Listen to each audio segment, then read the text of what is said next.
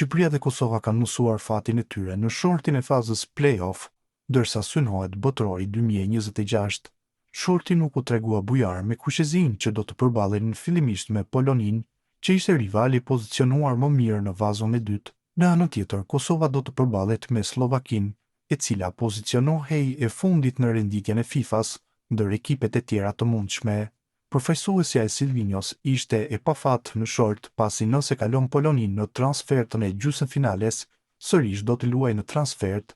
Kështu, për në finale është rezervuar fituesi i çiftit Ukrainë-Suedi.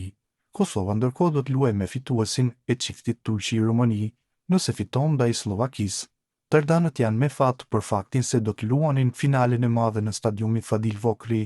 Italia ndërkohë duhet të bëjë fillimisht detyrën ndaj Irlandës së Veriut, më pas do të luajë në shtëpi me fituesin e çiftit Wales-Bosnje. Sfidat gjysmëfinale janë parashikuar të zhvillohen më 26 mars. Në anën tjetër, finalet kanë datën 31 mars. Trajneri Silvinio foli pas shortit që i rezervoi Shqipërisë një përballje me Polonin. Tekniku brazilian njësoi si presidenti Armand Duka u shfaqi lumtur. I kënaqur, sigurisht, si të gjithë këtu, jemi të kënaqur, kemi bërë një rrugtim shumë të bukur dhe merituam pjesëmarrjen. Tani luhet, të gjithë duhet të luajnë në 90 minuta. Në mars mund të ndodhë çdo gjë, duhet të përgatitur mirë gara. Ata na njohin mirë dhe ne i njohim mirë ata. Para 3-4 vitesh kemi bërë disa ndeshje ndaj tyre. Ajo është një kohë tjetër, flasim për vitin 2023. Futbolli ecën shpejt, ata kanë ndryshuar gjithçka, lojtarët dhe trajnerin kanë ndryshuar gjithçka, pastaj dhe skuadra jon ka ndryshuar shumë. Kjo lojë do të shikojmë si do të shkojë, do përgatitet gjithçka mirë, është e vërtet, po vazhdojmë një rrugtim aty dhe nuk është një humbje, edhe kjo që kemi bërë, u shpreh Silvinio për TV-klan. Shqipëria dhe Kosova kanë mësuar fatin e tyre në shortin e fazës play-off, dërsa synohet botërori 2026.